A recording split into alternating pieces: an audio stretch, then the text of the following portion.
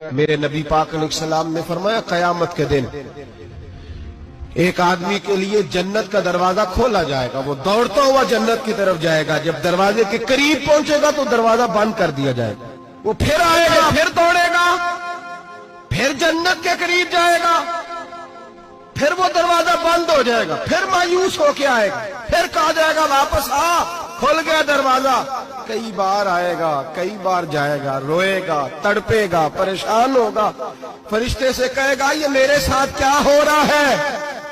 تو وہ فرشتہ کہے گا وہی ہو رہا ہے جو دنیا میں تو اللہ کے بندوں کے ساتھ کرتا تھا، تو لوگوں کے مذاق اڑاتا تھا، بوڑھوں کا مذاق اڑائے، بیماروں کا مذاق اڑائے، غریبوں کا مذاق اڑائے، وہ سمجھدار ہے؟ میرے نبی کریم علیہ السلام نے فرمایا رب کریم کے فرشتے کہیں گے تو بندوں کے ساتھ ایسا کرتا تھا، آج تیرے ساتھ ایسا ہوگا۔ میرے بھائیوں، بہت زیادہ نہیں کرتے لوگ آج مذاق؟